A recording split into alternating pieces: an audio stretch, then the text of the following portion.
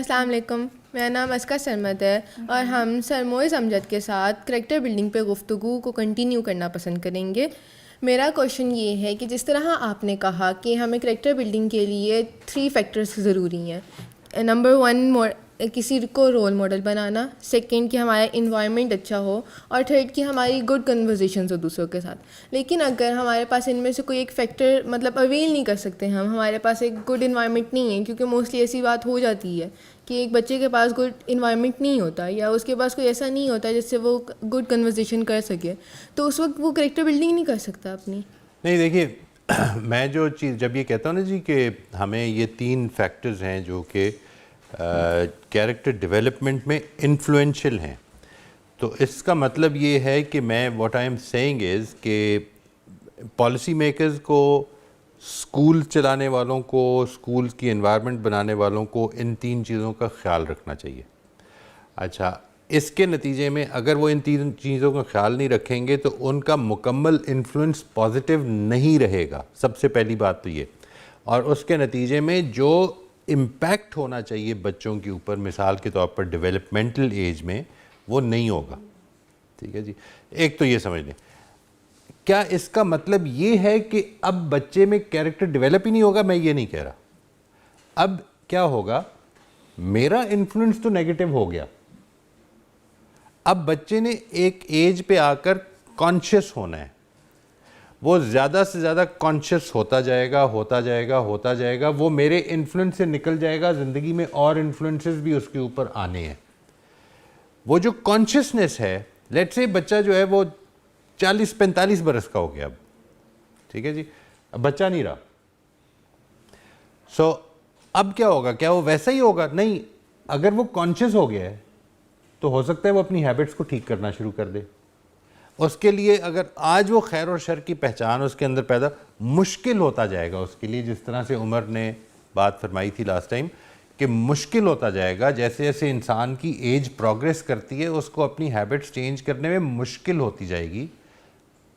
जितना आसान आपके लिए होगा मिसाल के तौर पर अपने पैटर्न्स को तोड़ना, मेंटल पैटर्न्स को तोड़ना, उतना मेरे लिए नहीं होगा। You know, I am more than what 3 times your age, it becomes more and more. ये समझ लें कि ये दिमाग के ऊपर उतने ही गहरे पैटर्न्स बनते चले गए हैं और अब मुझे उनसे निकलना है। कभी आपने देखा, आप इस तरह करें कि थोड़ी सी मट्टी या रेत पे लाइनें लगा लें, ठीक है, लाइंस लगा के ना, तो अब आप उसमें एक जगह से पानी छोड़ेंगे तो वो उस पानी उन्हीं लाइंस पे जाएगा। वो रेत में यानी अगर डीप लाइंस लगी हुई हैं तो वो उन्हीं लाइंस पे चलता रहेगा ना पानी, अनलेस कि आप इतना ज़्यादा फोर्स करें कि वो लाइंस टूट जाएं। यही सिचुएशन दिमाग की हो जाती है कि वो जो हमारे पैटर्न्स हैं हमारे दिमाग के, वो तोड़ने मुश्किल हो जाते हैं, नामुमकिन फिर भी नहीं होते। ठीक है जी, यू आर रिस्पॉन्सिबल, ये ज़हन में रखिए। यानी मैंने अपने बच्चों को अच्छा माहौल नहीं दिया, मैं इसका जिम्मेदार हूँगा। ये बात तो समझ में आती है ना? मैंने अपने बच्चों को अच्छा माहौल नहीं दिया तो मेरे से ये पूछा जाएगा कि तुमने क्यों नहीं दिया। ठीक हो गई बात? मतलब मैं I am talking from a religious perspective now, कि अगर आखिरत आएगी, मुझे अकाउंटेबिलिटी का सामना करना होगा, तो this will be, I will have to be answerable for this fact कि why didn't you do it, I will have to tell why. ठीक है जी, अब आगे चलते हैं। मैंने अपने बच्चों को अच्छा माहौल नहीं दिया, मैं जवाबदेह हूँ। मेरे बच्चे अच्छे नहीं बने और मैच्योर एज पे पहुँच के उन्होंने बुराई इख्तियार की, वो जवाबदेह हैं। समझ में आती है ये बात? यानी ऐसा नहीं है कि अब सारी, लेकिन उसमें मेरा एक रोल है।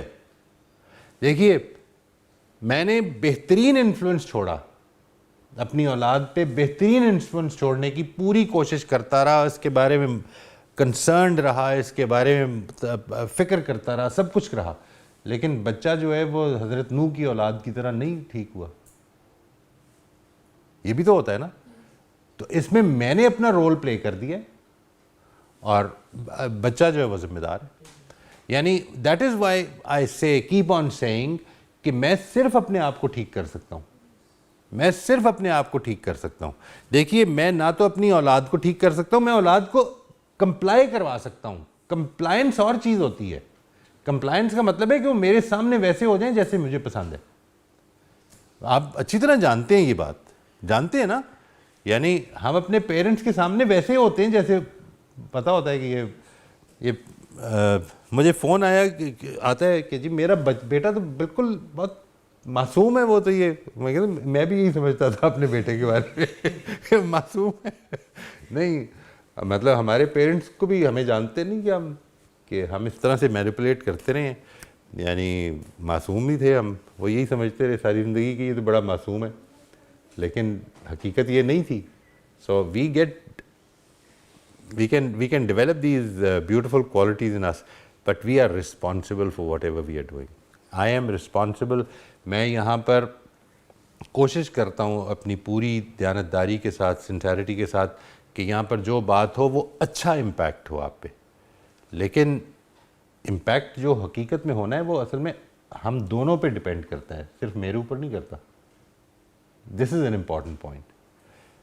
जी हसनात, आपकी बात का जवाब हो गया जी? Have I answered your question? जी जी हसनात साहब। सर आपने पिछले सेशन में सर आपने कहा था कि ना जो इन्वायरमेंट है उसका बहुत बड़ा अफेक्ट होता है कैरेक्टर डेवलपमेंट पे, और इस सेशन में आपने कहा है कि हमें अपने आप को चेंज करना चाहिए, ठीक है, हमें अपना वो चेंज करना चाहिए।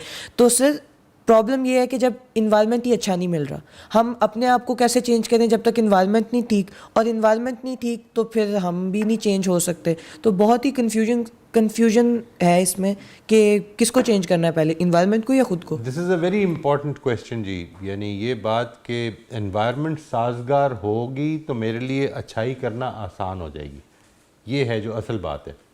यानी आई विल जनरली, मैंने जो आज बात की वो मैंने ये की कि बड़ों को अपनी ज़िम्मेदारी समझनी चाहिए कि उन्होंने छोटों के लिए रोल मॉडल अच्छा क्रिएट करना है, एनवायरनमेंट ठीक क्रिएट करनी है, उनके साथ गुफ्तगुएँ अच्छी ओपन रखनी है, सेफ़ माहौल देना है ताकि वो अपने दिल की बात शेयर कर सकें। जो एक बात तो ये बड़ों की ज़िम्मेदारी है, बड़े ये पूरी नहीं करते। तो अब बच्चा जो है जब वो बड़ा हो जाएगा, एक कॉन्शियस एज पहुंच जाएगा, तो वो ख़ुद ये ठीक कर सकता है। ये है जो मेरी बात का खुलासा है जी, ठीक है। अब आपने एक चीज़ और फरमाई साथ कि अगर एनवायरनमेंट ठीक नहीं है तो फिर उसके नतीजे में मैं ठीक कैसे हो सकता हूँ। यहाँ पर मुझे थोड़ा सा इख्तलाफ है। यानी मैं बदतरीन एनवायरनमेंट में भी अगर ठीक होना चाहूँ तो हो सकता हूँ, यानी कोई एनवायरनमेंट भी जो है, और अगर लेट से एनवायरनमेंट इतनी परसिक्यूशन करना शुरू कर दे मुझे कि मैं ठीक नहीं करने देगी, मिसाल के तौर पर मुझे वो बेइंसाफ़ी पर मजबूर कर देगी, तो वो फिर आपको और कोई नहीं, फिर उसको एनवायरनमेंट को आपको छोड़ना पड़ेगा। You will have to leave that environment. लेकिन एक चीज़ को बड़ी अच्छी तरह से ध्यान में रखिए, यानी एक टाइम होता है कि जिस वक्त मैं बनता ही वो हूँ जो एनवायरनमेंट बना रही होती है। मैं इसके बारे में अभी कॉन्शियस ही नहीं हुआ कि मैंने कुछ गलत नहीं करना, नहीं, मुझे जो बड़े कह रहे हैं मुझे करना पड़ेगा, यू नो, दिस इज, अगर मुझे माहौल ठीक नहीं मिला। That is the reason why I consider कि एनवायरनमेंट देना बड़ों की बड़ी अहम जिम्मेदारी है, अच्छी एनवायरनमेंट देना। लेकिन नहीं दी तो इस पर बड़े ज़िम्मेदार हैं। लेकिन इसका मतलब ये नहीं कि अब बच्चे लाजमन सारे बिगड़ जाएंगे, यानी दे विल बी, उसी एनवायरनमेंट से निकलने वाले बच्चे बहुत अच्छे भी हो सकते हैं जो कॉन्शियस होकर अपने आप को ठीक करने की कोशिश करेंगे।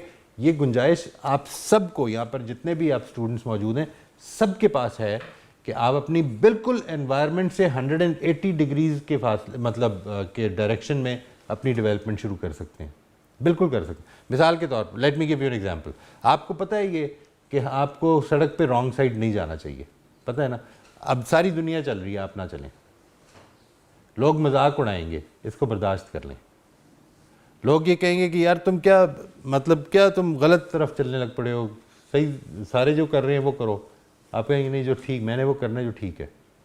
इस पर कुछ नहीं होगा, या आप नक्कू बन जाएंगे, अकेले रह जाएंगे तो रह जाएं। यानी वही बात कि सच्ची ठीक बात के लिए अकेले रह जाना भी एक खुदा की इनायत समझना चाहिए, ठीक है ना जी। बुरी बात के लिए अकेले रहना जो है वो तो शर्मिंदगी की बात है। लेकिन अगर सारे इशारे तोड़ रहे हैं, सारे जो हैं वो सिग्नल्स को क्रॉस कर रहे हैं, रेड बत्ती का कंसर्न नहीं है उन्हें, आप करना शुरू कर दें, इसका नतीजा क्या निकलेगा? सबसे पहला नतीजा तो निकलेगा कि शायद आपको देखा देखी कोई और भी बेहतर हो जाए। सारे डिसरिस्पेक्टफुल हैं, सारे जो हैं वो गॉसिप मॉन्गरर्स हैं, आप ना करें। सारे गीबत करते हैं, आप ना करें। देखिए ये है अब लेवल ऑफ कॉन्शियसनेस की नतीजे में आप इस जगह पे पहुंचेंगे, वरना सब कर रहे हैं आप भी करेंगे। एहसास ही नहीं हुआ, ओहो एहसास ही नहीं हुआ, पता ही नहीं चला यार मैं कल फिर कर गया। जैसे ही ये कॉन्शियसनेस पैदा होगी तो अब इम्कान है कि आप ठीक होना शुरू हो जाएंगे, और फिर एनवायरनमेंट जो मर्जी हो आप ठीक हो सकते हैं जी।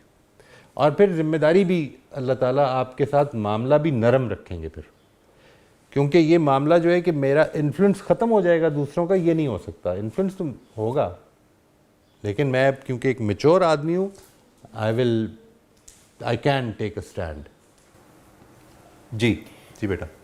सर जब आपने बात की कि हम करेक्टर डेवलप किसी भी स्टेज पे कर सकते हैं, तो सर उसमें ये बात आती है कि जैसे जो बुज़ुर्ग लोग होते हैं हमारे, और जब हम उनसे कोई बात कहते हैं कि यानी कि हमने कुछ नया सीखे, जब हम उनको कहते हैं कि आप ये इस तरह करना है, और हम कहते भी बहुत हम्बल वे में, लेकिन वो नहीं मानते और वो साथ ये कहते हैं कि नहीं ये हमारी हैबिट डेवलप हो चुकी है और हम लोग नहीं कर सकते, तो सर फिर उस वक्त हम क्या कर सकते हैं? यानी कि उनको, और बाद में उनको अंदाज़ा भी है कि उनके पास कॉन्शियसनेस लेवल भी है और वो ये भी जानते हैं कि हाँ ये एक चीज़ है और हमें ये माननी चाहिए, लेकिन साथ वो ये बातें कि ख़त्म कर देते हैं कि नहीं हमारी हैबिट डेवलप हो गई है, अब हम इस चीज़ को नहीं छोड़ सकते और हम नहीं कर सकते। ये अपने आप को यानी अनड्यूली कमज़ोर समझना है जी। अगर ये कोई कहता है कि मेरी हैबिट डेवलप हो गई और मैं अब उसको ठीक नहीं कर सकता, तो ये वो अपने आप को धोखा दे रहा है। हम तमाम हैबिट्स को ठीक कर सकते हैं अगर हम चाहें। कुछ में ज़्यादा मेहनत करनी पड़ेगी, कुछ में कम होगी, लेकिन वही बात जो हम जब हमारी पहली मुलाकात हुई थी तो मैंने आपसे गुजारिश की थी ना जी कि ज़िंदगी में जो एलिवेशन है वो हमेशा मुश्किल होती है। ऊपर जाना मुश्किल है, आप नीचे, आप किसी भी जगह पे आप मरी जाते हैं तो सड़कों के ऊपर नीचे है ना, जैसे वो पहाड़ियों के ऊपर, तो चढ़ना मुश्किल है। नीचे उतरने में तो आपको जोर नहीं लगाना पड़ता, आसान हो जाता है। ठीक है जी, बिल्कुल दैट गोज़ फॉर लाइफ। इसलिए ये एक बात तो ये कि जब इस तरह की सिचुएशन पैदा हो जाए तो you have to search for the right moment. ठीक है जी, क्योंकि बड़ों की हमारी सोसाइटी की ये वैल्यू नहीं है कि छोटा जो है वो आके बड़े से कहे कि आप ये ठीक नहीं कर रहे। ये वैल्यू नहीं है हमारी।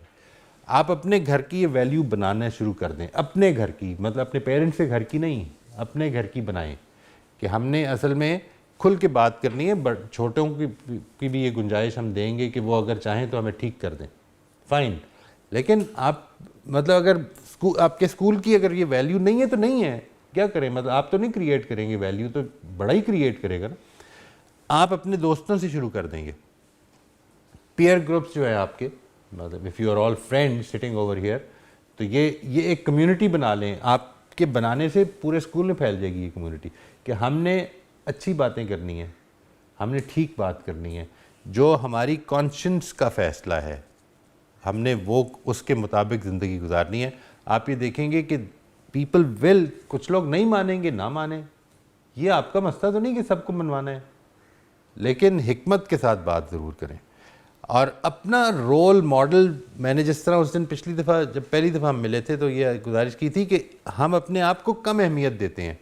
आप भी बहुत इम्पॉर्टेंट रोल मॉडल हैं। आपके पेरेंट्स अगर ये कहते हैं, बुज़ुर्ग ये कहते हैं, कोई भी बड़ा ये कहता है कि नहीं हम ये ठीक नहीं कर सकते, तो आप ठीक करना शुरू कर दें। और फिर इसके नतीजे में मोहब्बत, ज़ाहिर है कि आप एक घर में रहते हैं, मोहब्बत तो है ही, और वो इन्फ्लुएंस होना शुरू हो जाएगा आहिस्ता आहिस्ता इंशाल्लाह। दुआ भी करें, दुआ बड़ी इंपॉर्टेंट चीज़ है जी, दूसरों के लिए, अपने लिए बड़ी इंपॉर्टेंट चीज़ है जी। सर जैसे आपने कहा कि हमें दूसरों को थोड़े से इस तरह राइट्स देनी चाहिए कि वो हमारी मिस्टेक्स, मतलब छोटों को राइट्स देनी चाहिए कि हमारी मिस्टेक्स को पॉइंट आउट कर सके, लेकिन समटाइम्स क्योंकि वो इतने समझदार भी नहीं होते या ज़्यादा समझदार भी हो जाएं तो वो उस राइट्स का गलत यूज़ लेते हैं, मतलब अननेसेसरीली बताते हैं कि भाई आपके अंदर ये भी गलती है, तो उस वक्त क्या करना चाहिए उनके साथ? सुन लें, लेकिन अगर आप चाहते हैं, क्योंकि अल्टीमेटली आपका मोटिव तो अपनी करेक्शन है ना, आपका मोटिव ये कि मैंने इम्प्रूव करना है। आपने अपने छोटे बहन भाई से कहा कि भाई तुम्हें अगर मैं ये अगर मामला अगर तुम्हारे साथ करूं तो मुझे बता देना, उसने कुछ ज़्यादा ही बता दिया, कोई बात नहीं, सुन लें, जवाब ना दें। इसी अगर आपने जवाब दिया, डिफेंसिव हो गए, एग्रेसिवली डिफेंसिव हो गए, तो जो असल में आपने बात कही है ना कि आइंदा अगर मैं गलती करूं तो पॉइंट आउट कर देना, उसकी हैसियत ख़त्म हो जाएगी। वो कहेगा मैंने बताया तो आप डिफेंस करते हैं, मतलब फिर आप लड़ाई करते हैं, इस तरह की बात, फिर बताएगा ही नहीं। तो you have to be very calm, और फिर अलग बैठ के सोचें कि जो इसने कहा है क्या वो वाकई है, और अगर है तो ठीक कर लें, और अगर नहीं है तो उससे बात करने की ज़रूरत नहीं है। You don't have to do anything, मतलब यहाँ पे ये कोई डिबेट नहीं हो रही कि जिसमें हमने जीतना है या हारना है, ठीक है। अच्छा, आपका ये रोल मॉडल सेट करने में हो सकता है 10 दिन 15 दिन के बाद ये पॉसिबिलिटी है, अगर आप 2-3 बहन भाई छोटे हैं, ये पॉसिबिलिटी है कि उनमें से कोई कहेगा कि आप मुझे भी बता दिया करें जब मैं गलत करूं। हो सकता है 2 ना कहें, 1 कह दे। देखें, ये रोल मॉडल का इफेक्ट है जो होगा। दूसरे भी कुछ अरसे के बाद हो सकता है कह दें। हो सकता है ये माहौल, घर का माहौल बनना शुरू हो जाए। तो ये देखिए सदका जारिया भी शुरू हो गया, परपेचुएटिंग चैरिटी जिसकी हम बात कर रहे थे, एक अच्छा काम जो है वो आपकी वजह से फैलना शुरू हो जाएगा। अल्लाह करे ऐसा हो सके जी, अल्लाह करे। But keep this in mind that if you are inviting criticism, उनसे कहेंगे, मुझे याद है मैंने अपनी बेटी से, बच्चे से, मेरा ख्याल है उसे सिर्फ पहली बेटी थी शायद, नहीं शायद तीनों ही थे।